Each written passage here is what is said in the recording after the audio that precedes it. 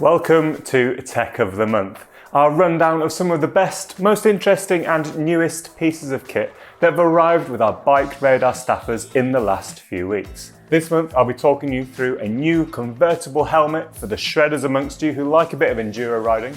Then I've got two pieces of eyewear. One of them is for those shredders and one of them is for people who ride with curly bars. Then I'm going to talk to you about a really interesting new trail bike that's just come in for my Trail Bike of the Year test for 2021. Stick around for that because it's pretty interesting. And then finally, I'm going to tell you what exactly this thing is.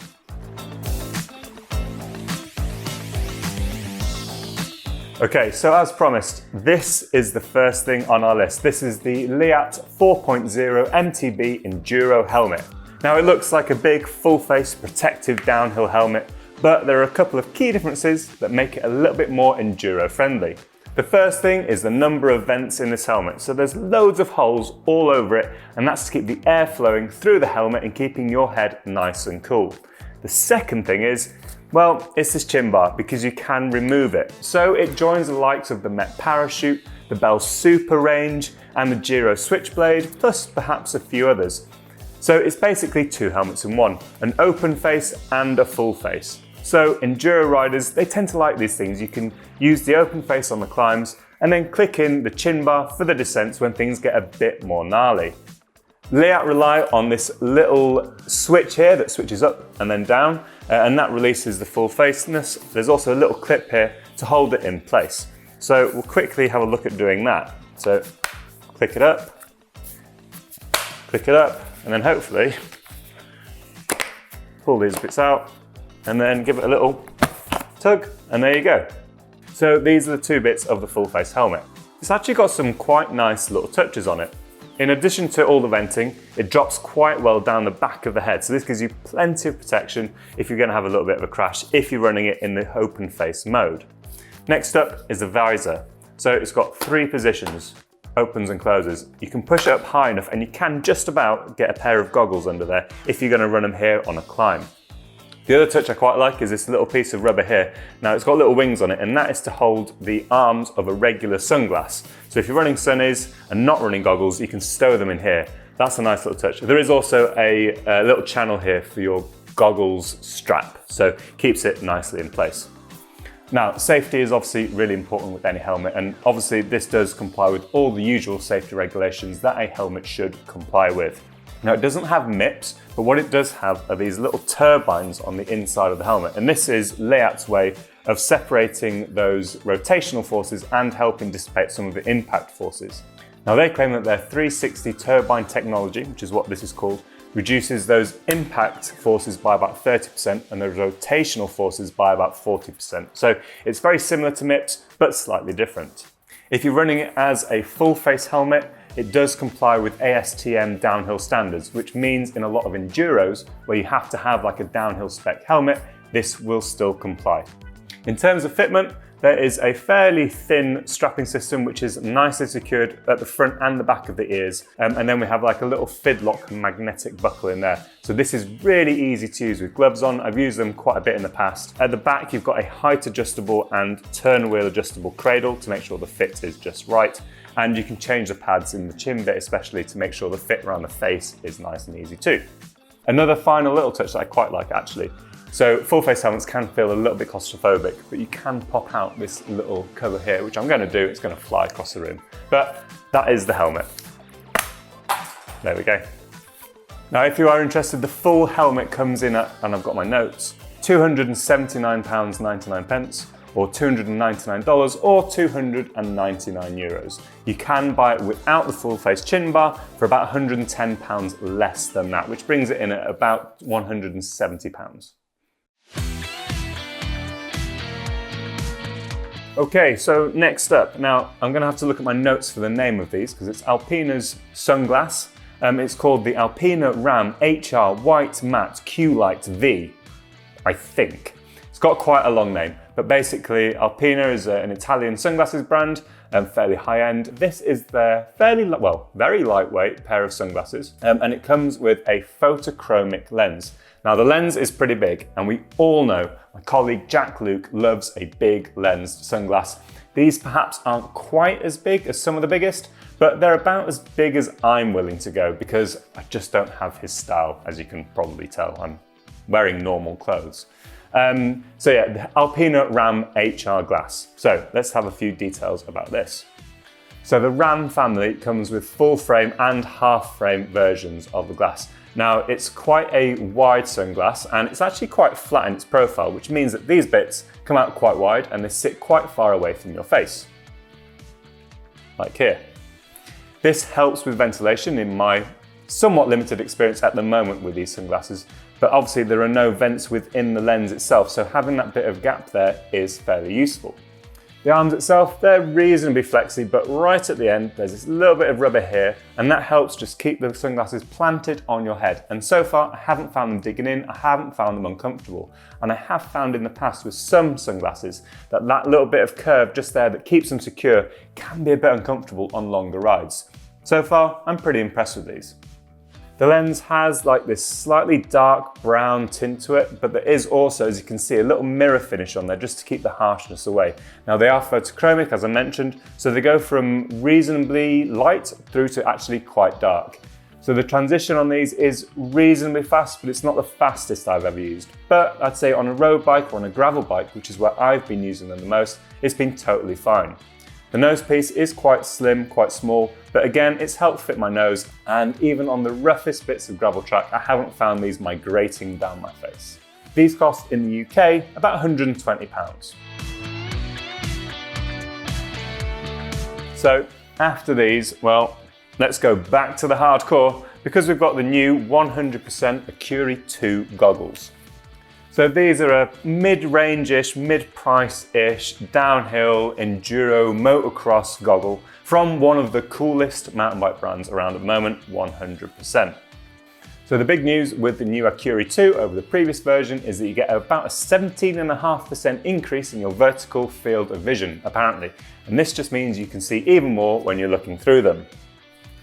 The lens I have here has a slight tint to it. It's not super dark, but it's also not super clear.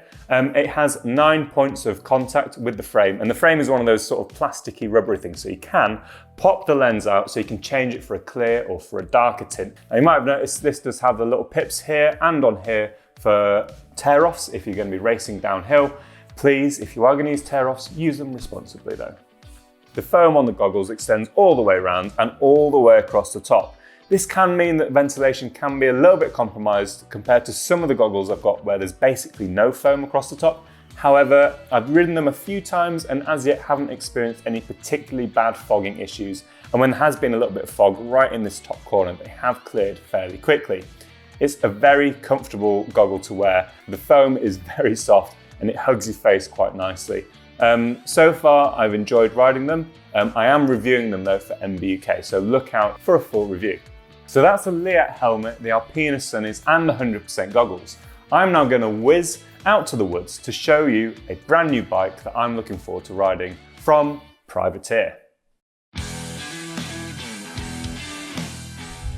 Okay, so I've left the warmth of my living room and I'm here in a rather pretty but rather chilly little woodland, and that's because behind me is the Privateer 141. So this is a bike, I picked it up this morning from the workshop, so I'm pretty excited about this.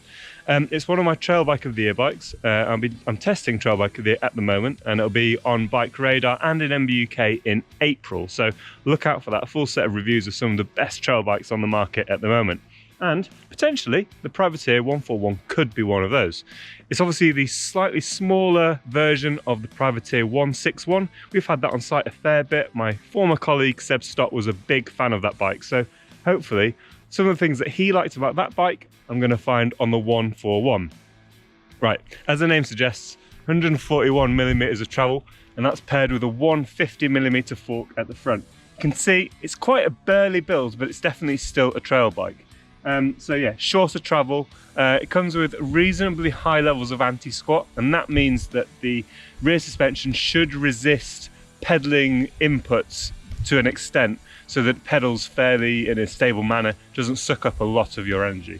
Now the frame is aluminium, so there's a few tidy little details that I'll talk you through just now. We've got a full 4-bar suspension linkage. and that's given the 141mm of travel through the DPX2 shocks. That's a piggyback on there, which we like to see. It's got a triple set of bearings in the main pivot, so should be plenty of longevity in there. You've also got a little ISC G05 mount for your little chain guide in there, and then you've got external cable routing. Now I'm a fan of that because it makes looking after bikes a little bit easier.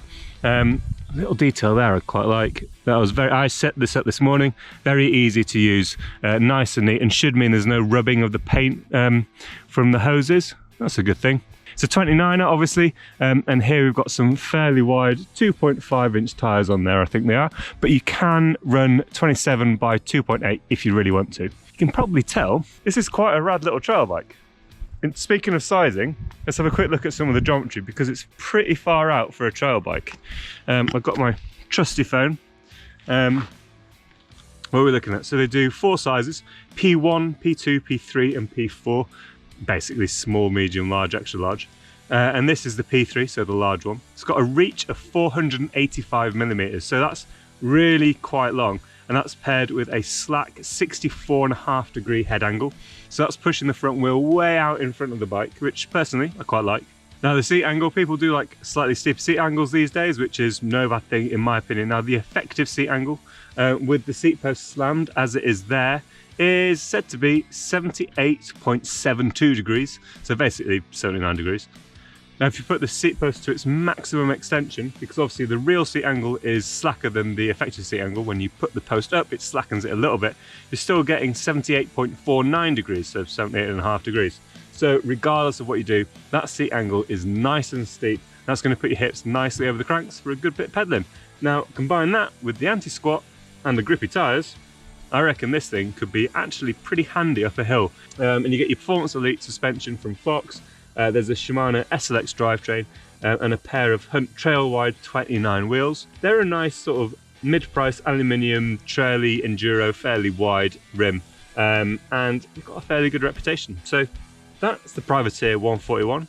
I'm quite looking forward to riding it, but my hands are about to fall off with frostbite, so I'm going to hand back to me, back in my living room, hopefully a little bit warmer. Okay, so I am back in the warm once again. It was really cold outside filming that bit, so I am glad to be in my centrally heated living room. Right, this is the final bit, the bit you may have all been waiting for. What is this? Well, it is the Park HBT1, or the hydraulic barb tool. So at the moment, I am doing MBUK's disc brake test for the magazine. So I've got a dozen pairs of disc brakes winging their way to Bristol to be tested over the next 6 months or so. I'm going to be doing a lot of chopping and changing of brakes. I'm going to be snipping their hoses so I can fit them to my frames, adjust the length of them so they're not tangling everywhere. And as part of my test, I've decided I'm going to bleed every single set of brakes, just so that you know how easy they are to bleed. So when I contacted all the brands and asked them for their brakes, I also said, can you please send me the appropriate bleed kit for the brakes? And freewheel.co.uk, who are part of Madison, who supply Shimano brakes here in the UK, also supply Park, and they sent this through as well. Basically, it is a shop grade tool to make sure that when you're cutting your hydraulic hoses, you do it neatly and straight. And when you fit the barb into the end of the hose, it's done in a nice, neat, easy manner. So there's 2 parts to the tool. First off is the little blade cutting bit. So put your hose through here, cut it, and it'll snip it. And it just means that you get a very clean, very neat, straight, flat cut through your hose. The next bit then is pushing that barb into the end of the hose. So when you put a hose into a brake lever, it has an olive that goes around the outside of the hose, and then the bolt that sort of attaches it all together clamps the olive down on the hose to give that secure, watertight seal or hydraulic fluid tight seal.